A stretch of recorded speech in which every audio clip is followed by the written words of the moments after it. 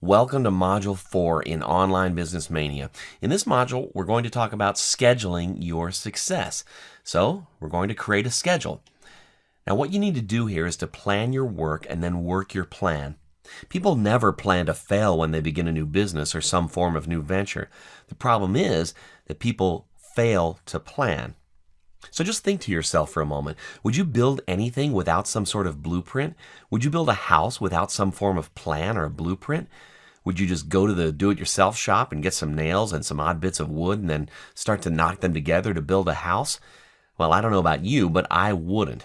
As it happens, success is no different.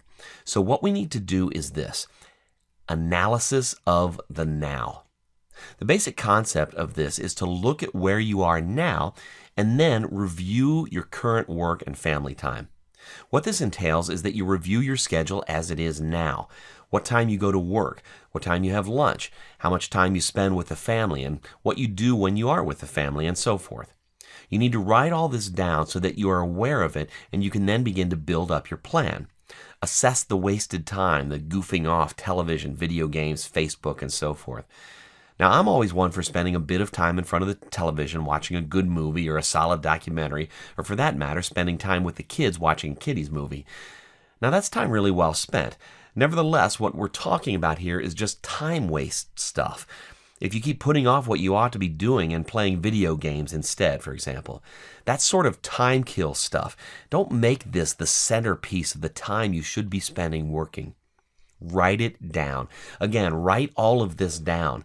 Write down all the time that you invest in doing whatever it is that you do. Then you can figure out from that if you're wasting time, or at least you'll have a better idea about it. More scope as to how you invest your day and your evenings. Now, sometime between when you get home from work and when you go to bed, analyze what you've done for the day and then write it down. Then reanalyze.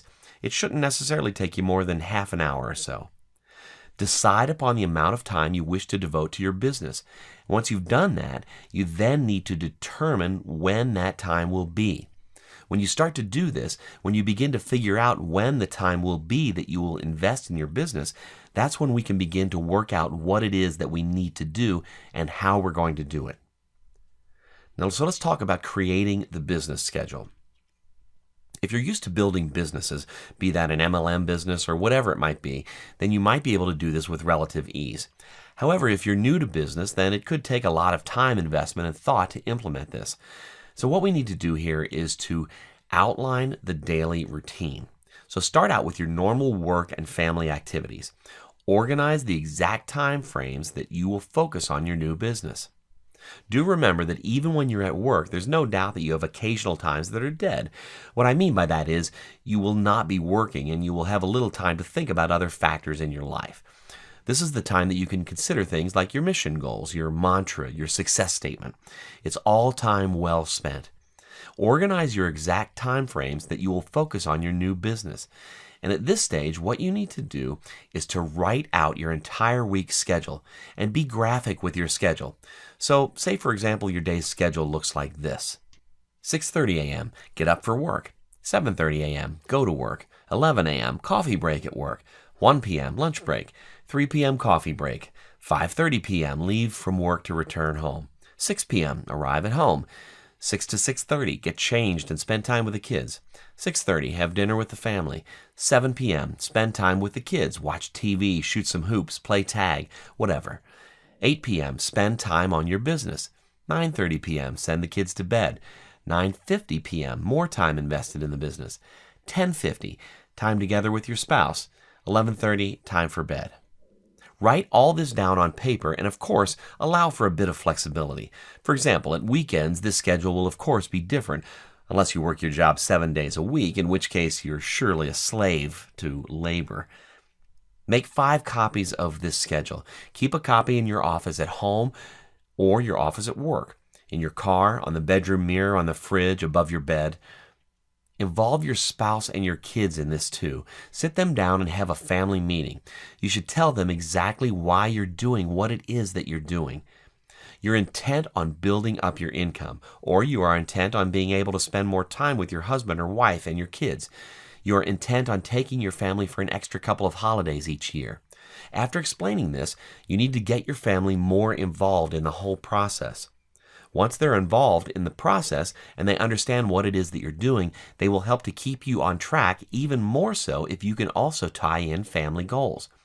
What I mean by that is, let's say that daddy or mommy achieves their goal, then that ties in with a family goal whereby daddy or mommy takes the family out for a small celebration together, be that for dinner or to the cinema, to the zoo, or whatever.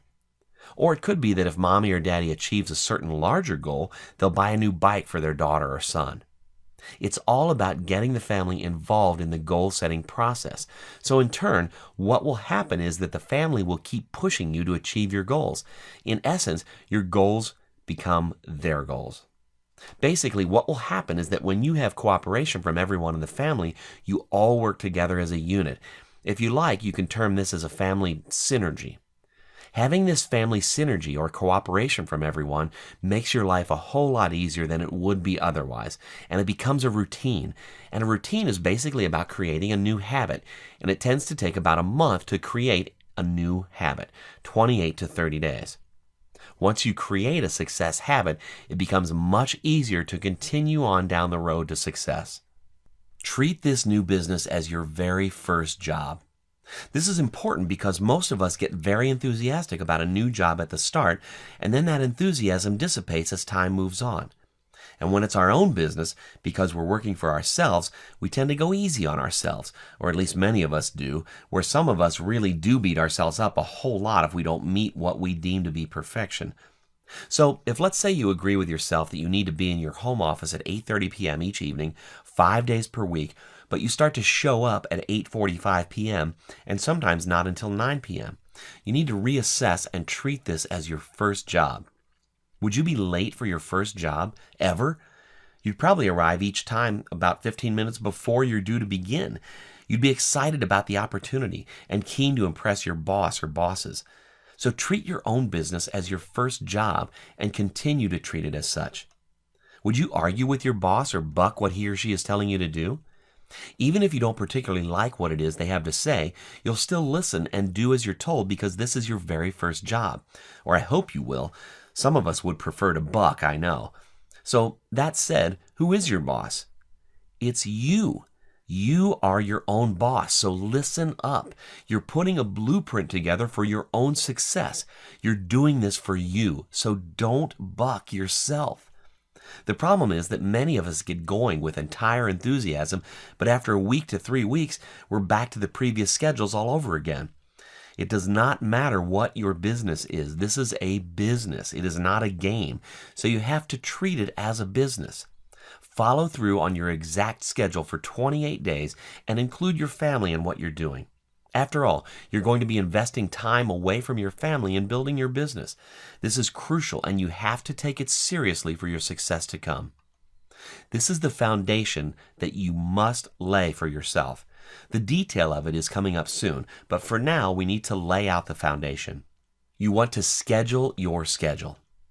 You've got your job schedule, you've got your family schedule, and you have your new business schedule. If you can schedule some of your job time for your new business, perhaps your lunch break, for example, then that would be most helpful. As for family time, schedule your family time and try not to think about anything else. If you'd scheduled family time for, say, 2.5 to 3 hours per day, then that's the way it should remain.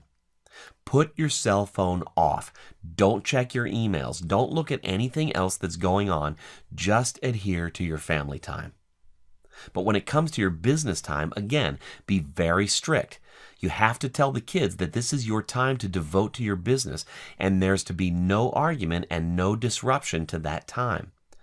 What I recommend you to do is set 6 daily goals and try to accomplish them all. These daily goals can be anything in your life. It's a case of developing a habit. They don't have to be large goals, but they do have to be specific. But they can be goals pertaining to either your business or to your personal life. And just as before, when you set these goals, you need to write them down. Honestly, this is nothing more than a fairly intricate to-do list. But you do need to write down 6 things that you want to achieve the next day, and perhaps it's preferable to do just prior to going to bed. You can, if you wish, set 3 goals for your personal life and 3 for your business. It's up to you, really. So you can make this a task for yourself. You cannot go to bed until you've set your 6 goals. When you are scheduling your schedule, don't do any busy work. What I mean by busy work is shuffling papers around, messing around with emails that are not business focused.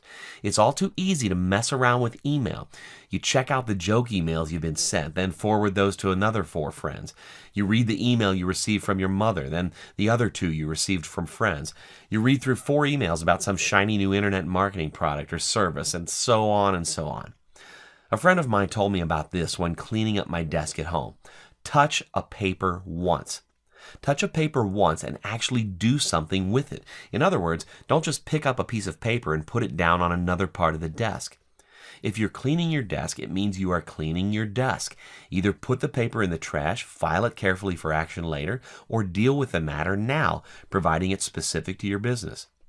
Whatever you do, however, try to declutter your workspace. Clutter means wasted time, and it can be distracting too. I know it all too well. My partner has a terrible habit of dumping stuff on my work desk at home.